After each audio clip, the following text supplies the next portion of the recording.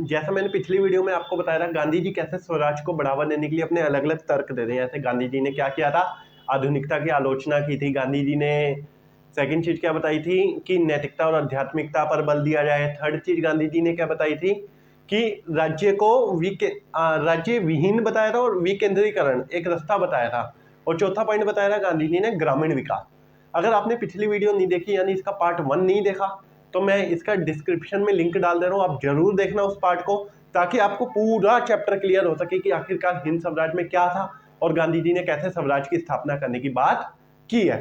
तो आज मैं आपको बताने वाला हूँ उसी के आगे कंटिन्यू पॉइंट की गांधी जी ने आगे क्या बताया, आगे कौन से तर्क दिए गांधी जी ने स्वराज को मजबूत बनाने के लिए, यानी स्वराज की स्थापना करने के लिए। गांधी जी नेक्स्ट पॉइंट बोलते हैं जिस चीज पर सबसे ज्यादा बल दिया जाना चाहिए वो है हमारा मानवतावाद। मानवतावाद क्या होता है? मानवतावाद को गांधी जी ने रखा है एक बहुत ही बढ़िया चीज के रूप में बताया मानवतावाद को। मानवतावाद गांधी जी मानते हैं कि एक तो उन्होंने मानवतावाद को सामाजिक कल्याण से जोड़ा है, सामाजिक कल्याण और मानवतावाद।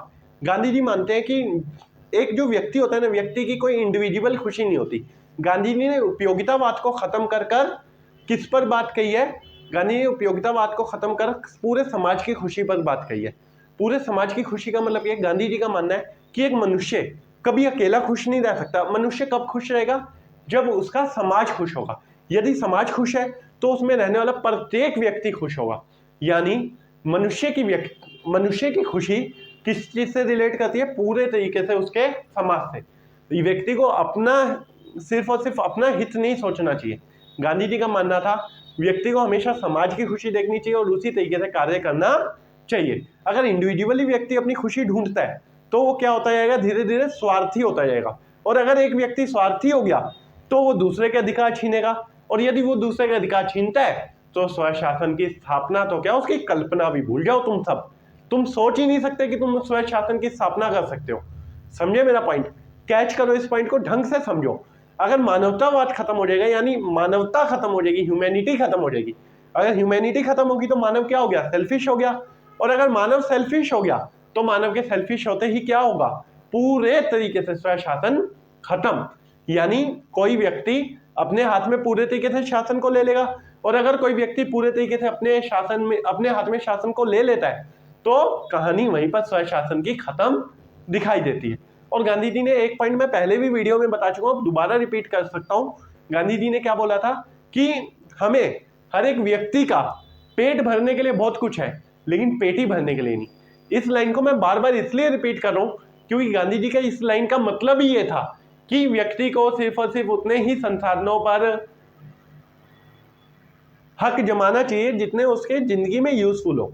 यानी उसे दूसरों का हक नहीं छीनना चाहिए। यानी मान लो आज की डेट में मैं आपका हक छीनकर उसे अपनी पेटी में भरता जा रहा हूं, अपने पास रखता जा रहा हूं, तो इससे मानवता बिल्कुल खत्म, और मानवता खत्म तो स्वशासन भी खत्म।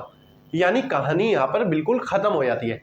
गांधी जी तर्क किस चीज को देते हैं? अगर हमें स्वशासन स्थापित करना है तो हमें किस चीज पर ध्यान देना होगा? सामाजिक कल्याण, और दूसरा क्या? मानवतावाद। अब गांधी जी के इस तर्क के बाद गांधी जी अपना नेक्स्ट तर्क देते हैं आर्थिक समानता। आर्थिक समानता बहुत बड़ा तर्क है। आर्थिक समानता को लेकर तो हमारे कार्ल मार्क्स जी ने भी बात की है। गांधी जी कार्ल मार्क्स से बहुत प्रभावित थे, उन्हें बहुत ज्यादा अध्ययन करते थे गांधी जी कार्ल मार्क्स को। आपको भी मौका मिले तो जरूर कार्ल मार्क्स को पढ़ना। खैर मैं एक अलग से वीडियो बना दूंगा कार्ल मार्क्स पर, अगर आप डिमांड करोगे तो आप कमेंट सेक्शन में बताना। अगर आपको कार्ल मार्क्स समझना है तो मैं एक अलग से इंडिविजुअल वीडियो बनाऊंगा, और उस वीडियो में गारंटेड आपको पूरा कार्ल मार्क्स, यानी जो कार्ल मार्क्स थ्योरी है ना पूरी, वो क्लियर हो जाएगी। अब कार्ल मार्क्स का मैं थोड़ा सा बताता हूँ, ऊपर से, कुछ ज्यादा नहीं बताऊंगा क्योंकि गांधी जी से रिलेट करना है मुझे उन्हें। कार्ल मार्क्स जी थे ना, कार्ल मार्क्स जी ने अपना एक सिद्धांत दिया। उन्होंने क्या कहा कि पूरा समाज है ना जो सिर्फ और सिर्फ दो वर्गों में बटा हुआ है, एक अमीर वर्ग, एक गरीब वर्ग। अमीर वर्ग क्या कर रहा है? अमीर वर्ग पूंजीवादी है। क्या है? पूंजीवादी। और गरीब वर्ग क्या है? मजदूर। अब पूंजीवादी क्या कर रहा है? मजदूरों का शोषण कर रहा है। ये चीज कौन बोल रहे हैं? Karl Marx. तो उनका मानना था कि एक टाइम ऐसा आएगा कि जो गरीब है वो क्रांति करेगा, और क्रांति करने के बाद क्या करेगा? पूरे तरीके से पूंजीवादियों को खत्म कर देगा। अच्छा, कार्ल मार्क्स जी ने मजदूरों को जगाने के लिए एक स्टेटमेंट दी थी, जागो मजदूरों जागो, जागो मजदूरों जागो। तुम्हारे पास पाने के लिए पूरी दुनिया है लेकिन खोने के लिए कुछ भी नहीं। अब यार समझते हैं हम जैसे गरीब आदमियों पे खोने के लिए क्या है, कुछ भी नहीं है। लेकिन हाँ, अगर हमने पूंजीवादियों को हरा दिया तो पूरी दुनिया हमारे सामने पड़ी है, पूरा जहान हमारे सामने पड़ा है, हम ऐसी जिंदगी जिएंगे कि कुछ सोच भी नहीं सकते। ये कहना था किसका? कार्ल मार्क्स जी का। तो गांधी जी यही मानते थे। गांधी जी मानते थे कि भैया आर्थिक समानता को बढ़ावा दिया जाएगा, आर्थिक समानता को प्लस किया जाएगा, आर्थिक समानता को ज्यादा से ज्यादा क्रिएट किया जाएगा अपने आप में। तो हम क्या करेंगे? स्वशासन।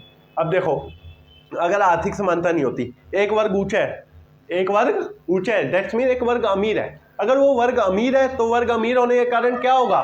छोटे गरीबों को दबाएगा अपने नीचे, यानी छोटे वर्गों का क्या करेगा? शोषण करेगा। तो क्या उसे वो अपने अधिकार खुद चुनने देगा? तो ऐसा बिल्कुल भी नहीं होगा। तो ऐसी स्थिति में भी हमें गांधी जी का मानना था कि ऐसी स्थिति में भी हमें बिल्कुल ही इसे स्वशासन को भूल जाना चाहिए। यदि हमें स्वशासन की स्थापना करनी है तो आर्थिक समानता की स्थापना करना बहुत जरूरी है। अच्छा, गांधी जी आर्थिक समानता का मतलब कतई ये नहीं बताते थे कि इक्वल वेतन नहीं बताया। उनका मानना क्या था कि हर एक व्यक्ति को उसकी जरूरत की चीज मिल जानी चाहिए, यानी हर एक व्यक्ति जो उसकी नीड्स पूरी हो जाए। यानी क्या क्या है आजकल की नीड्स? क्या है? पहले तो नीड्स होती थी रोटी कपड़ा मकान, लेकिन आज के मॉडर्न टाइम में और भी नीड्स बढ़ गई, जैसे कि स्वास्थ्य शिक्षा। तो हर एक व्यक्ति को यदि उसकी स्वास्थ्य मिल जाए, अच्छा उसकी शिक्षा मिल जाए, उसे खाने के लिए खाना मिल जाए, पहनने के लिए कपड़े मिल जाए, रहने के लिए घर मिल जाए, यानी उसकी एक जितना जिंदगी जीने के लिए जरूरी होता है ना, अगर उतना व्यक्ति को मिल रहा है तो वह स्वशासन की स्थापना कर सकता है। और यदि कोई एक व्यक्ति कुछ ज्यादा ही संसाधनों पर हक कर ले रहा है तो वो दूसरों का क्या करेगा? शोषण करेगा। और एक बार शोषण करने के बाद क्या होगा? कतई हम स्वशासन की स्थापना नहीं कर पाएंगे। और स्वशासन की स्थापना करना गांधी जी का एक बहुत बड़ा सपना था, इसीलिए उन्होंने आर्थिक समानता को बढ़ावा दिया। और आर्थिक समानता को बढ़ावा देते हुए उन्होंने कहा कि हमें गांव और शहर दोनों में आर्थिक समानता लानी है। उनका मानना था कि एक व्यक्ति चाहे वो कोई छोटा काम कर रहा है चाहे वो कोई बड़ा काम कर रहा है, उसे उसकी जरूरत के हिसाब से संसाधन मिल जाने चाहिए, ताकि उसका कोई शोषण ना कर सके। और शोषण नहीं करेगा तो वो क्या करेगा? अपने कानून स्वयं बनाएगा। और स्वराज का मतलब भी क्या था? स्वयं अपने कानूनों का निर्माण करने वाला व्यक्ति। समझे बात को? तो अब नेक्स्ट गांधी जी ने अगला तर्क देते हुए बात की श्रम और मशीनों पर। श्रम और मशीनों का मतलब क्या है? अच्छा, 11वीं क्लास में इकोनॉमिक्स जिस बच्चे पे होगी उसने 3 केंद्रीय समस्याएं पढ़ी होंगी। एक तो पहले क्या उत्पादन किया जाए, चलो क्या उत्पादन किया जाए वो एक अलग समस्या है। दूसरी आती है कैसे उत्पादन किया जाए। यहाँ से मैं एक रिलेट करूँ एग्जाम्पल को, कैसे उत्पादन किया जाए, हाउ टू प्रोड्यूस। हो गया।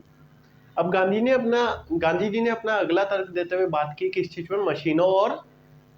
मशीनें और श्रम पर। मशीनें और श्रम का मतलब क्या है? मैं आपको एक एग्जांपल देता हूँ। जैसे कि आपने अपनी 11वीं क्लास की इकोनॉमिक्स में पढ़ा होगा 3 केंद्रीय समस्याएं। पहली क्या थी? क्या उत्पादन किया जाए। हमें क्या उत्पादन किया जाए को नहीं समझना, अभी दूसरी केंद्रीय समस्या पर ध्यान देना, क्योंकि इधर एक उदाहरण मैं देने वाला हूँ। दूसरी क्या थी? कैसे उत्पादन किया जाए। कैसे उत्पादन किया जाएगा मतलब क्या? How to produce. How to produce का मतलब क्या है यहाँ पर कि देखो गांधी जी के अनुसार तो बात अभी मैं बताऊंगा, पहले मैं आपको इकोनॉमिक्स के अनुसार बताता हूँ। हाउ टू प्रोड्यूस क्या है? हाउ टू प्रोड्यूस का मतलब ये है कि कैसे उत्पादन किया जाए। तो 2 तरीके की तकनीक की बात की है, श्रम प्रधान तकनीक और पूंजी प्रधान तकनीक। पूंजी प्रधान तकनीक में क्या किया जाता है? ज्यादा से ज्यादा मशीनों का इस्तेमाल करते हैं। और श्रम प्रधान तकनीक में क्या करते हैं? ज्यादा से ज्यादा श्रमिकों का इस्तेमाल करते हैं, यानी मजदूरों का इस्तेमाल करते हैं। अब गांधी जी को इस चीज से कैसे रिलेट करने वाला हूं मैं, ये देखो गांधी जी ने क्या बात कही। गांधी जी ने बात कही कि अगर हम ज्यादा से ज्यादा मशीनों का इस्तेमाल करेंगे, यानी पूंजीवादी तकनीक का इस्तेमाल करेंगे। इधर मैं एक एग्जांपल देता हूँ। मान लो आज मेरे को 10 जींस बनानी है। अगर मेरे पास मशीन है, एक जींस बन रही है 5 मिनट में, तो मेरी 10 जींस कितने मिनट में बन जाएंगी? 50 मिनट में बन के तैयार। तो मैं लेबर क्यों रखूंगा पूरे दिन में? यार मुझे 50 मिनट मैं खुद काम कर रहा हूँ, मैं खुद ही अपने आप को बेरोजगार मान रहा हूँ कि मुझे पूरे दिन का काम नहीं मिल रहा। तो अब मैं लेबर रख के क्या करूंगा? अभी तो मुझे और काम चाहिए, यानी मशीन लगने से क्या हुआ? मेरे को लेबर्स की जरूरत कम हो गई। और सेकंड एग्जांपल देता हूँ। गांधी जी का मानना था, जैसे मान लो अब मेरे पास वही जींस बनानी है मुझे हाथ से। कैसे?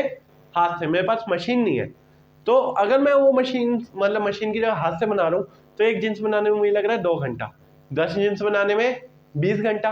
अब पूरे दिन में 20 घंटे तो मैं काम करने वाला नहीं हूँ, पॉसिबल ही नहीं है यार पूरे दिन में 20 घंटे काम कर लूँ। तो मैं क्या करूंगा, अपने साथ 2 या 3 लेबर्स को रखूंगा ताकि मेरा काम क्या हो जाए, थोड़ा डिवाइड हो जाए। अगर यहाँ से काम डिवाइड हो रहा है तो क्या हो रहा है, रोजगार थोड़ा तो बढ़ रहा है, कम से कम 2 मजदूरों को तो काम मिलेगा। दैट्स मीन क्या हुआ, अगर मैं मशीन लगाता हूँ, मशीन से प्रोडक्शन तो अच्छा हो रहा है, इकोनॉमिक डेवलपमेंट हो जाएगा, लेकिन क्या होगा, आर्थिक समानता कभी नहीं आ पाएगी। यानी क्या होगा, जो एक वर्ग होगा वो अमीर होता जाएगा और दूसरा वर्ग क्या होता जाएगा, गरीब होता जाएगा। क्यों? क्योंकि मजदूरों का रोजगार छिनता जाएगा।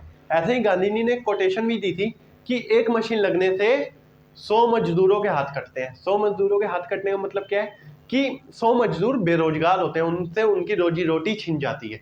तो ऐसी चीज गांधी जी ने बताई कि अगर हमें स्वराज की स्थापना करनी है तो हमें श्रम पर बहुत ध्यान देना होगा, हमें श्रम प्रधान बनना होगा, यानी हमें ज्यादा से ज्यादा काम हाथों से करना होगा। इसके लिए उन्होंने स्वयं भी चरखा काता और काफी सारे ऐसे हस्तशिल्प उद्योग लगाने की ट्राई की जो गांव को स्वावलंबी बना सके।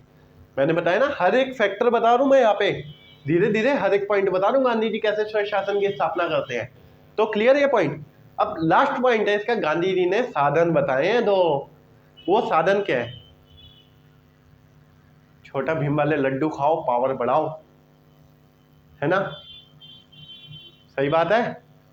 तो ऐसा नहीं है दोस्त, उन्होंने साधन बताया स्वराज की प्राप्ति के लिए, क्या, सत्य और अहिंसा। अहिंसा परमो धर्म, अहिंसा ही सबसे बड़ा धर्म है। बहुत बढ़िया बात कही है गांधी जी ने, ये अहिंसा सबसे बड़ा धर्म है। अहिंसा सबसे बड़ा धर्म होने का मतलब क्या है, गांधी जी, अभी मैं बैक बात रहा हूँ, पहले बात हूँ, पहले पे मतलब क्या है कि जो पहले पॉइंट बताए, पहले पॉइंट बताए थे क्या क्या, आधुनिकता की आलोचना, नैतिकता और आध्यात्मिकता।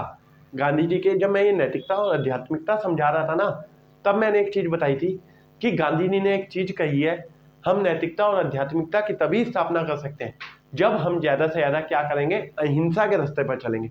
अगर हम हिंसक हैं तो हम क्या है, स्वार्थी हैं, हम दूसरे को मारना चाहेंगे।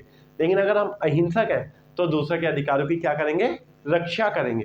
और अगर हम दूसरों के अधिकारों की रक्षा कर रहे हैं तो वो अपने फैसले स्वयं लेगा, और अगर वो अपने फैसले स्वयं लेता है तो क्या आएगा, स्वराज। तो मैं उम्मीद करता हूँ आपको ये चीज बिल्कुल क्लियर होगी कि गांधी जी ने कैसे हिंद स्वराज में अपने स्वराज की कल्पना की है, यानी किस तरीके से वो स्वराज की स्थापना करना चाहते थे। अगर आपको ये समझ आया है पूरा, तो ज्यादा से ज्यादा वीडियो को लाइक करें और अपने दोस्तों के साथ शेयर करें। हाँ, ड्रामेबाजी मत करना कि अकेले मैं देखूंगा मेरा दोस्त नंबर ना लाए, सबका भला करना, ध्यान रखना इस चीज को। और अगर आप चैनल पे पहली बार आए हैं तो उसे सब्सक्राइब जरूर करना, और रेगुलर इस पेपर की वीडियोस आप पे आती रहेंगी। नेक्स्ट टॉपिक मेरा होगा राजा राम मोहन राय, कैसे राजा राम मोहन राय ने भारत की कुरीतियों पर वर्क किया, कैसे सती प्रथा को खत्म करने के लिए उन्होंने कोशिश किया, उन पर क्या प्रभाव पड़ा, कैसे वो एक समाज सुधारक बने। मैं हर एक चीज उस वीडियो में आपको समझाने वाला हूँ। तो चैनल को सब्सक्राइब कर लेना और बेल आइकन को दबा लेना ताकि आपके वीडियो की इंफॉर्मेशन सबसे पहले आ जाए।